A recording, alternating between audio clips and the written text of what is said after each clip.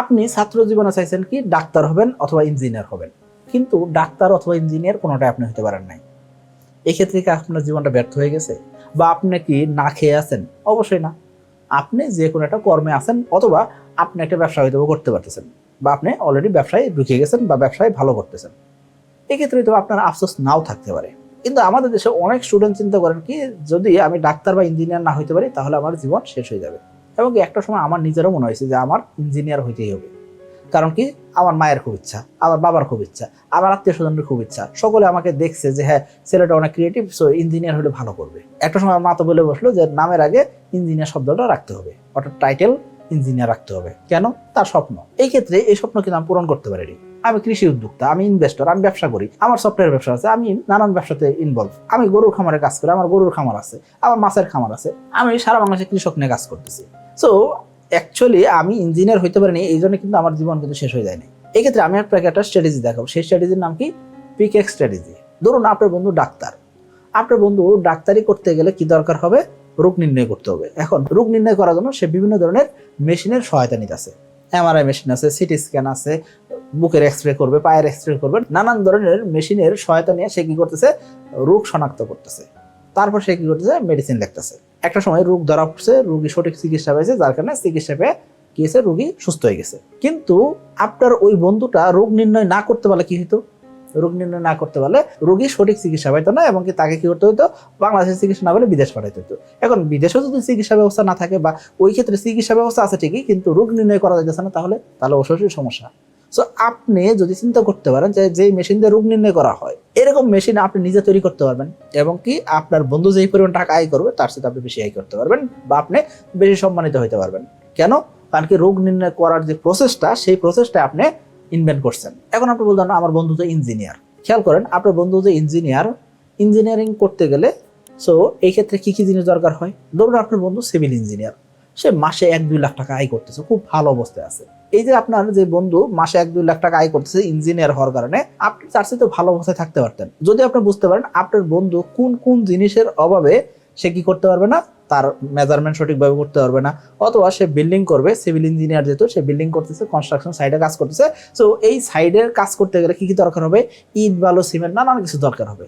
So আপনি যদি সিমেন্টের ফ্যাক্টরি মালিক হইতে পারেন, আপনি যদি রড ফ্যাক্টরি মালিক হইতে পারেন, সো এই ছাড়া কিন্তু আপনার বন্ধু কখনোই কনস্ট্রাকশন সেক্টরে কাজ করতে পারবে না। তার মানে আমাদের সমাজ আসলে আমাদের শিখাইছে কি চাকরি করে বড় হইতে হবে, বা আমাদের শিখাইছে কি ছোটবেলা থেকে শেখানো হয়েছে কি ছেলেকে ডাক্তার বানাবো, মেয়েকে ইঞ্জিনিয়ার বানাবো, মেয়েকে ডাক্তার বানাবো, ছেলেকে ইঞ্জিনিয়ার বানাবো। কখনো শেখানো হয়নি আমার 5টা ছেলে বা 3টা ছেলে বা 2টা ছেলে, এদের ভিতর থেকে আমি 5 জনকে বা 2 জনকে আমি কি করব?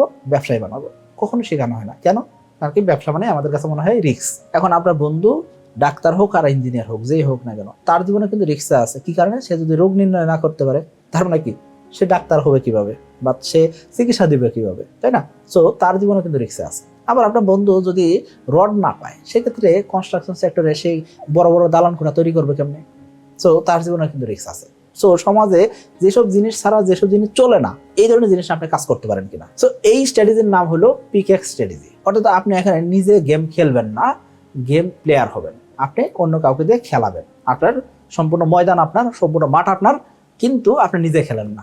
কে কামাই বেশি করবে? অবশ্যই আপনি বেশি ইনকাম করবেন না, এবং আপনি সমাজে বেশি সম্মানিত হবেন। এখন আপনার বলুন এই স্ট্র্যাটেজি কেন মার্কেটে কাজ করে, বা মার্কেটে এই স্ট্র্যাটেজি কেন ভালো করতেছে? এর পিছনে বেশ কয়েকটা কারণ রয়েছে।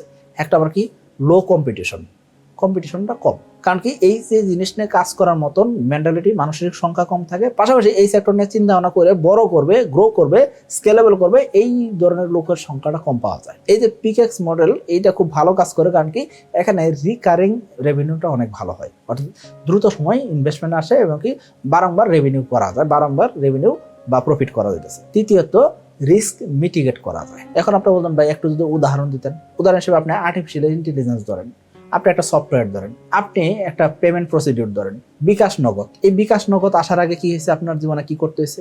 আপনি মানি অর্ডার করবেন, পে অর্ডার করবেন, এই ক্ষেত্রে আপনাকে একটা ব্যাংকে যেতে হয়েছে, অথবা আপনাকে পোস্ট অফিসে গিয়ে ডাক যুগে টাকা পাঠাতে হয়েছে। সেই টাকা রিসিভ হইতেও 3 দিন, 5 দিন, 10 দিন সময় লাগতো। আর এখন সেকেন্ডের ভিতরে আপনি এক জায়গা থেকে আরেক জায়গায় টাকা ট্রান্সফার করতে পারছেন। কি কারণে আপনি ট্রান্সফার করতেছেন? দেখুন, আপনি ইউজার হিসেবে আপনি বেনিফিটেড হচ্ছেন। আপনার সাথে বেশি বেনিফিটেড হচ্ছে কারা? যারা এই প্ল্যাটফর্মটা তৈরি করে রাখছে। এই যে এরকম প্ল্যাটফর্ম যদি আপনি তৈরি করতে পারেন, তার মানে আপনার রেপুটেশনও যেরকম বাড়বে, আপনার ইনকামও বাড়বে। আশা করি আপনি বুঝতে পারছি। এখন আপনি বলবেন আমি যদি এরকম স্ট্র্যাটেজি তৈরি করতে চাই বা আমি যদি এরকম কিছু করতে চাই, সেই ক্ষেত্রে আমার কি কি কাজ করতে হবে। সর্বপ্রথম আপনাকে চিন্তা করতে হবে যে মেইন প্লেয়ার কারা, অ্যাকচুয়ালি এখানে কারা কারা খেলবে। ওই যে আপনার ডাক্তার বন্ধু, ইঞ্জিনিয়ার বন্ধু, এরকম আপনাকে প্লেয়ার খুঁজে বের করতে হবে যারা এইটার বেনিফিটেড বা যারা এই জিনিসটা ব্যবহার করবে, সেটাকে আপনাকে খুঁজে বের করতে হবে। দ্বিতীয় যে কাজটা আপনাকে করতে হবে, এই যে আপনার প্লেয়াররা কি করবে, জিনিসটা ব্যবহার করবে, তারা কিভাবে ব্যবহার করবে, কোন কোন পারপাসে ব্যবহার করবে, সেটা আপনাকে আগে থেকে ক্লিয়ার হতে হবে। তৃতীয় স্টেপে আপনাকে কি করতে হবে, একটা স্ট্রং সলিউশন দাঁড় করাতে হবে, যে আপনার কাছে একদম সম্পূর্ণ জিনিস পাওয়া যায়, বিস্তারিত জিনিস পাওয়া যায়, A to Z ফলাফল পাওয়া যায়। 4 নাম্বার, আপনাকে কি করতে হবে, ডিমান্ডের সাথে দ্রুত সময়ে কপোইট করতে হবে এবং কি ডিমান্ডের সাথে স্কেল করতে হবে, বড় হতে হবে। যত ডিমান্ড তত বেশি স্কেল করতে হবে। কোনোভাবে আপনার নিজের এফোর্ট দিয়ে এত বড় করার চিন্তা করবেন না, চিন্তা করবেন কি মার্কেটে ডিমান্ড কেমন আছে, মার্কেটে যত ডিমান্ড আছে তত বেশি আপনি স্কেল করার সুযোগ আছে। আশা করি বুঝতে পারছি। তো এইভাবে যদি আপনি কাজ করতে পারেন, সেই ক্ষেত্রে দেখবেন কি বাংলাদেশে যদি আপনি ডাক্তার ইঞ্জিনিয়ার নাও হতে পারেন, সেই ক্ষেত্রেও ইনশাল্লাহ আপনি ভালো কিছু করতে পারবেন। আশা করি বুঝতে পারছি। সকলে ভালো থাকবেন, সুস্থ থাকবেন। আসসালামু আলাইকুম।